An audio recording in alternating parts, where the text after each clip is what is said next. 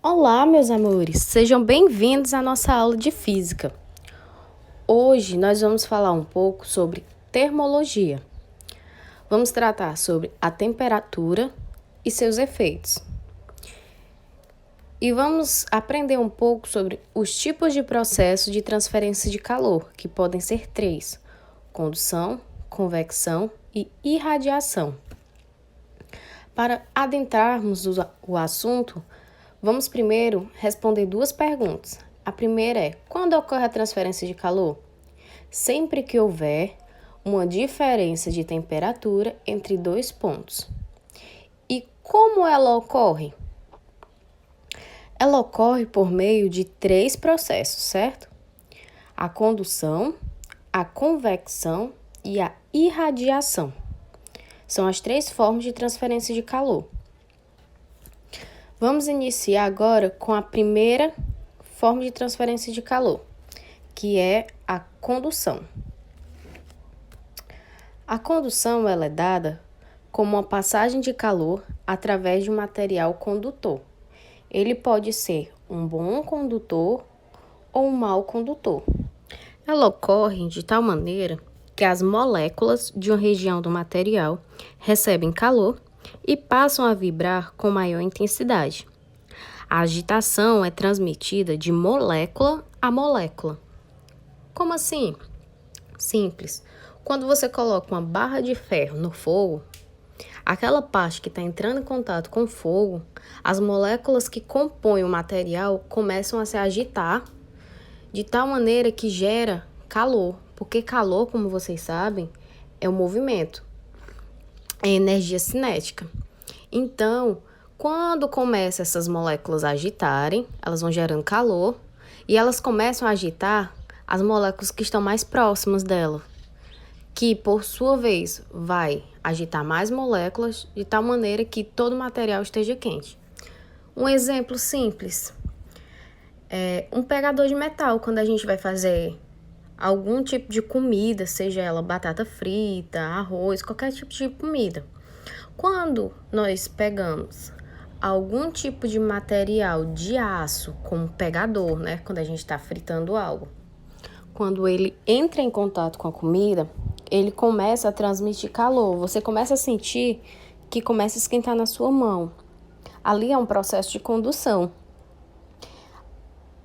Ao entrar em contato com a comida, as moléculas que estavam ali em contato com o material quente começou a esquentar, a agitar, que foi agitando outras moléculas, até chegar onde você está segurando.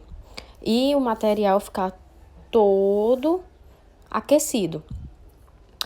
Temos que levar em consideração que, para que esse material seja aquecido, depende de alguns fatores. Quais são eles? O tipo de material que a gente está utilizando. Por quê? Se você utiliza uma espátula ou uma concha de aço ou ferro, pode perceber que ela vai ser aquecida mais rápido do que se você usar uma de madeira. Por quê? Porque o aço é um bom condutor e a madeira não. Também é importante a gente avaliar a área, ou seja, a espessura do material. Por quê? Se essa concha ela apresenta um cabo mais grosso, obviamente vai demorar mais tempo para ser aquecido. Se o cabo é mais fino, é mais rápido. Ou seja, a área também leva em consideração. E outro ponto importante também é a diferença de temperatura, porque se eu tenho algo que está na temperatura ambiente, vai ser mais difícil de eu perceber ele esquentando, ele aquecendo. E se eu tenho algo muito frio, ou seja, a diferença de temperatura for maior, eu consigo perceber a diferença de temperatura mais rápido, né? A mudança de temperatura. Outro ponto importante também é o tamanho desse material. Quanto maior for o comprimento dele, mais tempo eu vou precisar para que ele aqueça, né? Se eu pego uma colher pequena para mexer na comida, logo eu começo a sentir o calor, né, na mão. Se eu pego uma concha, demora mais. Levando em conta tudo isso, nós temos a equação de Fourier, que ela serve para calcular o fluxo de calor. Ela é dada por φ. Vamos representar o fluxo de calor por φ, que é parece esse zero cortado. Aí a gente tem que φ é igual K, que é o tipo de material, vezes a área, que eu represento por A, vezes a diferença de temperatura, maior menos a menor, tudo isso dividido pela distância, que eu represento por D. A distância é o comprimento, o tamanho do material. E a partir daí eu consigo achar o fluxo de calor que está ocorrendo dentro daquele material.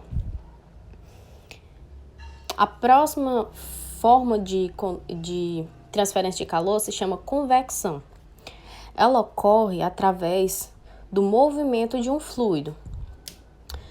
Exemplo, temos uma chaleira cheia de água. A parte de baixo dessa chaleira está entrando em contato com o fogo. Então, ela está se aquecendo mais rápido, enquanto a parte de cima está mais longe do fogo. Ou seja, a temperatura da água que está embaixo está mais quente e a temperatura da água que está em cima está mais frio. A temperatura ela é inversamente proporcional à densidade. A densidade, ela diz se o fluido é mais pesado ou mais maneiro. Ela determina quem fica embaixo e quem fica em cima. Quanto maior a densidade, mais embaixo o líquido vai ficar. Quanto menor, mais em cima.